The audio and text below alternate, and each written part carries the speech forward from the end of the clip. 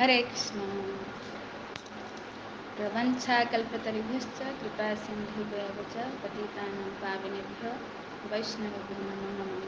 जय अनंत कोटि वैष्णव वृंद की जय। जगद्गुरु श्रील प्रभुपाद की जय। पतितान वैष्णव गुरु महाराज की जय। तो ढेर सारा शुभकामनाएं समस्त को आज रही सकाल सकाल सकाल आमर साधुसंग प्रोग्राम रे। तो बहुत सुंदर ए श्लोक भगवान भाव को आम बुझापी चेष्टा करवा। तो आम कौ श्लोक आज पढ़े चतुर्थ अध्याय 25 नंबर श्लोक। ठीक अच्छे कौन कहते केतेक योगी विभिन्न प्रकार यज्ञ कर देवता मान भल भाव पूजा करती एवं से मध्य आउ केतक ब्रह्माग्र यज्ञानुष्ठान करती। कौन कहना चाहते भगवान एठी।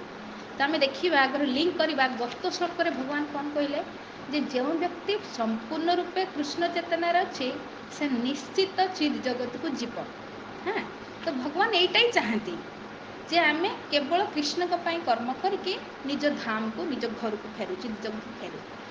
किंतु यही मनुष्य समाज में एमती देखा मिले अनेक लोक अच्छा जो मैंने एक कथाटा को बुझाती ना कहीं आम समस्ते इंद्रिय तृप्ति व्यस्त। अनेक जन्म है से कम कर आसचे बास इंद्रियों को तृप्ति करवा। तो एबे भी से भाव भगवान को सेवा करवानी निजर इंद्रिय तृप्ति करवा। तो जमी से दिन परदिन आम प्रभुंर प्रश्न नाला ना जे लोक मैंने कौन भगवान तो सब देउछंती आमे कहीं दबा है ना। तो सहीटा कहीं इंद्रिय आम करवा किंतु भगवान कहीं दबा जदि आम बुझा आपण गोटे कंपानी चाकरी कर पैसा पाँच मान 30,000 पाँच। तो किंतु आपण कह सी कंपानी तो मत पैसा दूची मु कहीं सेवा करी कंपानी तो मत सब किसी दौर पैसा दूची मु कहीं सेवा करी। तो कौन आर माने कौन ए कथार किसी ये गोटे धूर्तता नुहे ना। अरे कंपानी पैसा दौचु से तो तुम सेवा करिया दरकार से दौचे बोली तो से भगवान सबकि दौरान से सेवा करवा दरकार। जदि न दो जदि कंपानी पैसा देला तुम सेवा नदेल कौन हम कंपानी रखियो तुमको काटदब लात मारिक बाहर करदब बाहर। तो से जदि आम भगवान आज्ञा को पालन न करूँ भगवान चाहते आम समस्ते सेवा करूँ भगवान जदि न करवा तो कौन हम। हाँ, भगवान तो सब दौरान कहीं करवा यहाँ जी मैंने कहते गति कौन हम आम शुणा 16 अध्याय तक पढ़ा जाना। तथापि बास मुझे लिंक से कहूँ लिंक अच्छे से जे जदि आम न करूँ भगवान सेवा तो भगवान कौन कहते 16 अध्याय जे 19 और 20 नंबर श्लोक तान ओहम देशत क्रूरान संसारेषु नराधमा क्षिप्रम अजस्र अशुभान आसुरेषु जनिषु आसुरीम जनिमापन्ना मूढ़ा जन्मनि जन्मनि माम अप्राप्य कौंतेय तत्व जानती अधम गति। माम अप्राप्य से मत केबे प्राप्त करि परिबनी मो धाम को से केबे भी आसी परिबनी आउ अधम गति धीरे धीरे अधम गति को पड़ेगा। जे मोर कथा को सीधा साधा कथा को बुझी पारे अरे मो चेतना रे कर्म कर मो पाई कर्म करे मो पाखक आस भगवान यहीटा ही चाहती किंतु यहाँ आम करवानी। तो भगवान ताको कहते से द्वेष करे मो प्रति मो कथा को अस्वीकार करे माने से मो प्रति द्वेष करे सी क्रूर सी नराधम सी मनुष्य मान अधम मु ताको क्षिप्रम पकई दिए कईटी असुर जनी रे। असुर जनी माने सिंह उठी दांत बाहर करते असुर नुहे जी भगवान को न माने। तो ये आम देखा केते समाज अच्छा भाया जो भगवान को मानते हैं। हाँ, आम भावी ना मुसलमान भाई समाज बा ख्रीस्टान मैंने कृष्ण को केबे मानबे ये भी मनुष्य ना ता भी से आत्मा ना से कहीं ना हिंदू कूल भगवान जन्म देते माने सनातन धर्म जन्म देते गीता भागवत सब उपलब्ध थिला से अनुसार जीवन बीते कि भगवान को पाई पार कि कले भगवान को मानिले एवं देखिए नास्तिक श्रेणीर। तो से भगवान कौन करती असुर कूल जन्म देदेवे आठ कौन हम माँ गो गाई आमर माँ है ना जिते माँ 7टा माँ अच्छा निज माँ तो 3 वर्ष 4 वर्ष क्षीर दिए किंतु गाई जी पूरा जीवन सारा आमको क्षीर दिए ताकू ही मारी काटी खाई कौन हम तार गति तत्व जाति अधम गति। भगवान कहते से पुणी धीरे धीरे अधम गति माने पशुजनी को पड़े। हाँ, एटा तो कहले पुणी 18 अध्याय भी भगवान कहते 58 नंबर श्लोक मच्चित्ता सर्वदुर्गाणी मत प्रसादा तरिष्यसि केते सुंदर श्लोक कहते मत चित्त माने जार मन मो पाखरे लगी माने जी मो ही सबकि करुच्ची तो सर्वदुर्गाणी से सब कष्ट मुक्त हो मत प्रसादा तरिष्यसि मो कृपार से भवसागर को पारे जीव जदि न कला जदि अहंकार न स्रष्टि अहंकार बसत जदि से न शुणिला मो कथा को तो कौन हम ବିନଶ୍ୟତି, ତାର ବିନାଶ ହିଁ ହେବ। ତ ଆମେ ଦେଖିବା ପ୍ରାୟ ଲୋକ ଭଗବାନଙ୍କର ଏତିକ ଟିକେ କଥାକୁ ବୁଝିବାକୁ ନାରାଜ, କାହିଁକିନା ଇନ୍ଦ୍ରିୟ ତୃପ୍ତି ରହିଛି ନା। ଇଏ ବଡ଼ ବଡ଼ ଯଜ୍ଞ କରିଦେବେ, ଏଇ ଦୁଇ ପ୍ରକାର ଲୋକ ଏଥିରେ କହିଲେ। ଏମାନେ ବଡ଼ ବଡ଼ ଯଜ୍ଞ କରିବେ, କାହିଁକି? ସ୍ୱାର୍ଥ, ଇନ୍ଦ୍ରିୟ ତୃପ୍ତି। ମୁଁ ସ୍ୱର୍ଗକୁ ଯିବି, ସେଠି ଏମାନଙ୍କ ଅପ୍ସରାଙ୍କ ସହିତ ସଙ୍ଗ କରିବି, ହଁ ମସ୍ତ ଏନ୍ଜୟ କରିବି, ଏନ୍ଜୟ ଇନ୍ଦ୍ରିୟ ତୃପ୍ତି। ଏଠି ଆମେ କ୍ଷୁଦ୍ର ଇନ୍ଦ୍ରିୟ ତୃପ୍ତି କରୁଛେ, ସ୍ୱର୍ଗରୁ ଭଲ ଇନ୍ଦ୍ରିୟ ତୃପ୍ତି କରିବା। କିନ୍ତୁ ଆପନେ ଇନ୍ଦ୍ରିୟ ପ୍ରୀତି ବାଞ୍ଛା ଧରେ, ହଁ ତାରେ ବୋଲେ କାମ। ତ କାମ ହିଁ ଆମର ଶତ୍ରୁ ନା।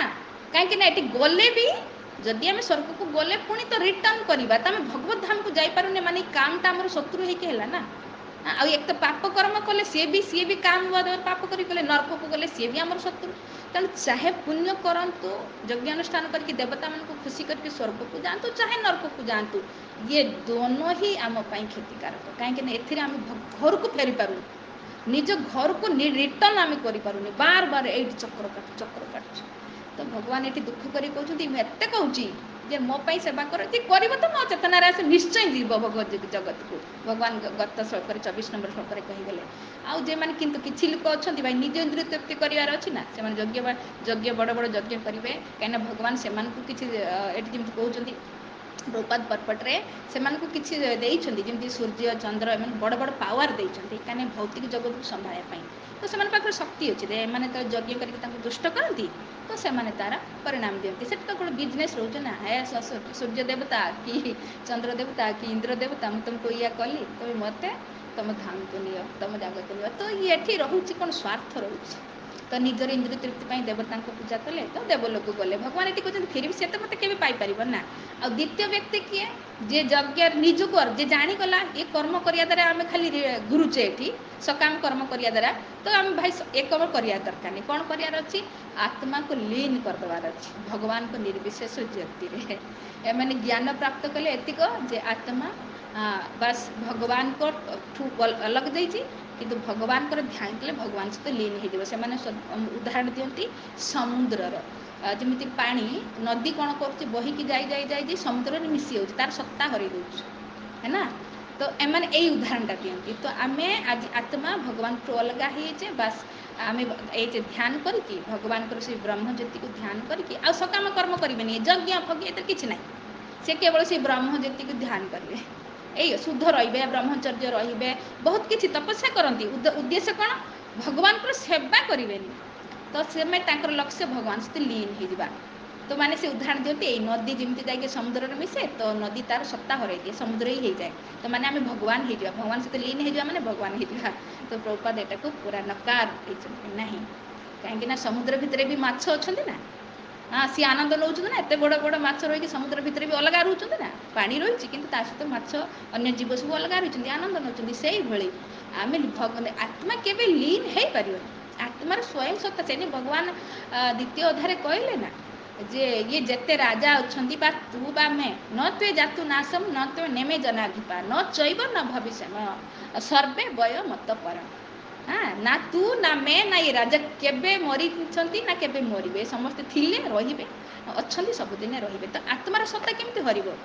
ତ ଏତିକି କଥା ବୁଝିପାରନ୍ତିନି ସେମାନେ। ଏଇ କ'ଣ କରନ୍ତି? ଏଇଠି ପ୍ରଭୁପାଦ କ'ଣ ପରପଟରେ ଲେଖିଲେ, ନିର୍ବିଶେଷବାଦୀ ପକ୍ଷରେ ପରମ ବ୍ରହ୍ମ ହେଉଛନ୍ତି ଯଜ୍ଞାଗ୍ନିର ବେଦୀ ଏବଂ ଆତ୍ମା ହେଉଛି ଅର୍ପିତ ବସ୍ତୁ, ଯାହାକୁ କି ସେମାନେ ବ୍ରହ୍ମାଗ୍ନିରେ ଅର୍ପଣ କରନ୍ତି। ତ ସେ ନିଜକୁ ଅର୍ପଣ କରିଦିଅନ୍ତି, କିନ୍ତୁ ସେଥିରେ ସିଏ ସତ୍ତାକୁ ହରେଇ ଦିଅନ୍ତି। ତ ଆମର ଉଦ୍ଦେଶ୍ୟ ସେଇଟା ନୁହେଁ। ଆମେ ଭଗବାନଙ୍କର ସେବା କରିକି ସ୍ୱତନ୍ତ୍ର ଭାବରେ ଭଗବାନଙ୍କ ସହିତ ସେବା କରିକି ଆନନ୍ଦ ଅନୁଭବ କରିବା ଭଗବତ ଧାମରେ। ଯେମିତି ଭଗବାନ ଅଲଗା ରହିବା, ଆମେ ରହିବା ତାଙ୍କର ସେବା କରିକି ଆନନ୍ଦ ଅନୁଭବ କରିବା। ସେଥିପାଇଁ ଏଠି କହିଲେ ଅର୍ଜୁନଙ୍କ ପରି ଏକ କୃଷ୍ଣ ଚେତନଶୀଳ ବ୍ୟକ୍ତି କୃଷ୍ଣଙ୍କର ସନ୍ତୋଷ ବିଧାନ ନିମିତ୍ତ ସବୁକିଛି ଅର୍ପଣ କରନ୍ତି।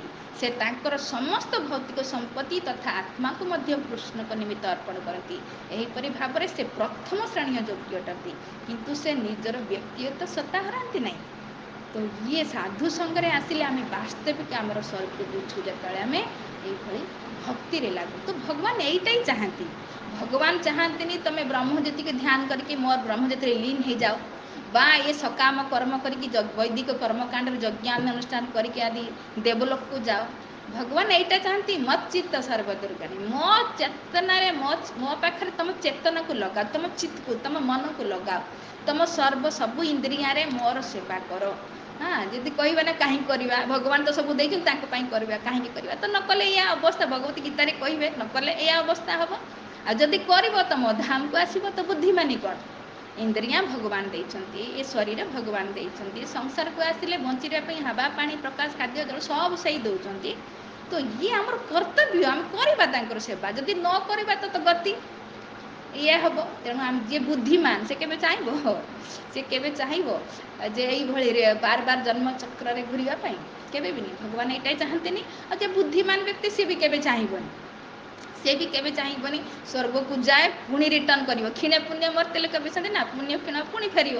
ତ ଏତେ ତ ବୁଦ୍ଧିମାନୀ ନୁହେଁ ନା। ଆଉ ଯିଏ ଘୋର ପାପରେ ରହିଛି ସେ ତ ନର୍କକୁ ଯିବ, ପୁଣି 84 ଏ ଯେଉଁ କେତେ ଜହ୍ନି ଅଛନ୍ତି ପଶୁ ପକ୍ଷୀ ସେଥିରେ ଘୁରିବ। ତ ଆମେ କେହି ଚାହିଁବା ଏଠି ମୁଁ କହିବି ଭାଇ ଆଗଲା ଜନ୍ମ ତୁମକୁ କୁକୁର ମିଳିବ, ନାଇଁ ବାବୁ, କେହି ଚାହିଁବା ଆମକୁ ସେଇଭଳିଆ ଜହ୍ନି ମିଳୁନାହିଁ। କିନ୍ତୁ ଜନ୍ମ ହେଇଛନ୍ତି ନା, ଯେଉଁମାନେ ଭକ୍ତି ନ କଲେ, ଆଜି ପାପ କର୍ମ କଲେ, କି ଶରୀର ପାଇଛନ୍ତି, ବାସ୍ କାହିଁକି ପାଇଲେ? ଭକ୍ତି କଲେନି। ହଁ, ତ ଭଗବାନ କହିଲେ ଠିକ୍ ଅଛି ଭାଇ, ତୋତେ କରିବାର ନାହିଁ ନା, ଯା ଏଇ ଶରୀର ପା, ବାଲି ଗଦାରେ ଶୋଇଥା, ଯିଏ କଚଡ଼ା ଫିଙ୍ଗି ଦେବ ଯାଇ ଖା। ତ ଏ କରୁଛନ୍ତି ଭଗବାନଙ୍କ ସନ୍ତାନ ଆଜି କି ଶରୀରରେ ଅଛନ୍ତି, କେମିତିଆ କଷ୍ଟ ପାଉଛନ୍ତି ଚିନ୍ତା କରନ୍ତୁ। ଆମେ ନିଜକୁ ସେଇଠି ବସେଇବା ନା, ଦେହ କମ୍ପିଯିବ। ନାହିଁ ଭାଇ, ଶାସ୍ତ୍ର ଅନୁସାରେ ଜୀବନ ବିତାଇବା। ଭଗବାନ ବି ସେମିତି କହୁଛନ୍ତି।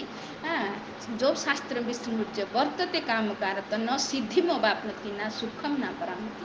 ଶାସ୍ତ୍ରକୁ ବାଦ ଦେଇକି ଯେ କର୍ମ କରିବ ସେ ତ ଏ ସଂସାରରେ ସୁଖୀ ରହିପାରିବନି, ଭଗବତ ଧାମକୁ ବି ଯାଇପାରିବନି। କି ଆସନ୍ତା ତାକୁ ଆଉ ଥରେ ପରମ ଗତି ମାନେ ମନୁଷ୍ୟ ଶରୀରର ଚାନ୍ସ ବି ମିଳିବନି। ତେଣୁ ଦୁର୍ଲଭ ମନୁଷ୍ୟ ଜୀବନର ଚାନ୍ସ ଆମକୁ ମିଳିଛି କେତେ ଜନ୍ମ ପରେ। ତ ଏଇ ଜୀବନରେ ଆମେ ଶାସ୍ତ୍ରକୁ ଗୀତା ଅନୁସାରେ ଜୀବନଟାକୁ ବିତେଇବା, ଆଉ ମନୁଷ୍ୟ ଜୀବନକୁ ସଫଳ କରିବା। କେତେ ସୁନ୍ଦର ଭଗବାନ ଏତେ ସୁନ୍ଦର ବ୍ୟବସ୍ଥା ସବୁ ଦେଇଛନ୍ତି। ସୁନ୍ଦର ଭଗବାନଙ୍କୁ ଅର୍ପଣ କରିବା, ପ୍ରସାଦ ପାଇବା, ନାମ କରିବା, କେତେ ସରଳ। ହଁ, ତ ଏଇଟା କେତେବେଳେ ଆସିବ? ଯେତେବେଳେ ଗୀତାକୁ ଭଲକି ବୁଝିବା ସାଧୁ ସଙ୍ଗରେ। ତ ନିଶ୍ଚୟ ଆପଣଙ୍କ ହୃଦୟରେ ଆସିବ। କିଏ ଚାହିଁବନି ଭଗବତ ଧାମକୁ ଯିବାକୁ? ଚିନ୍ତା କରନ୍ତୁ ନା, ଯେଉଁଠି ଜନ୍ମ ନାହିଁ, ମୃତ୍ୟୁ ନାହିଁ, ବୁଢ଼ାପା ନାହିଁ, ବିମାରୀ ନାହିଁ। ଭଗବାନ ସେଇଟା ହିଁ ବାର ବାର କହିବେ, ପୁଣି ରିଟର୍ଣ୍ଣ କହିବେ ଯେ ଦେବୀ ଦେବତା ପୂଜା କରେ ଏଇଭଳିଆ ଯାଏ। କାହିଁକି ନା ଆମ ଆଖିକୁ ଖୋଲିବାକୁ ଚେଷ୍ଟା କରୁଛନ୍ତି ଭଗବାନ ବାର ବାର ଏଇଆ କହିକି। ତ ଆମେ ବି ବସିଛେ ସେଇ ପାଇଁ। ଯେଉଁମାନେ ଏଥିରେ ନୂଆ ସବୁ ଯୋଡ଼ୁଛନ୍ତି, ଆପଣ ଗୀତାକୁ ବୁଝନ୍ତୁ। ଆପଣ ନିଜର ମନୁଷ୍ୟ ଜୀବନର ଏହମିୟତକୁ ଏହସାସ କରନ୍ତୁ। କାହିଁକିନା ଆମେ ସବୁଦିନ ଶରୀର ରହିବାନି, ଚାନ୍ସ ଭଗବାନଙ୍କ ଦ୍ୱାରା, ରିମୋଟ୍ କଣ୍ଟ୍ରୋଲ ଭଗବାନଙ୍କ ହାତରେ। କେତେବେଳେ ସୁଇଚ୍ ଅଫ୍ କରିଦେବେ, ଖତମ ହେଇଯିବ। ତେଣୁ ଯେତେ ଯାଏଁ ଚାନ୍ସ ଅଛି ତ ଭଗବାନଙ୍କ ନାମ କରି ନିଅନ୍ତୁ, ଆଉ ସୁନ୍ଦର ଭଗବାନଙ୍କୁ ଅର୍ପଣ କରିକି ପ୍ରସାଦ ପାଆନ୍ତୁ, ଆଉ ମନୁଷ୍ୟ ଜୀବନକୁ ଧନ୍ୟ କରନ୍ତୁ। ହରେ କୃଷ୍ଣ କୃଷ୍ଣ କୃଷ୍ଣ ହରେ ହରେ, ହରେ ରାମ ରାମ ରାମ ହରେ ହରେ।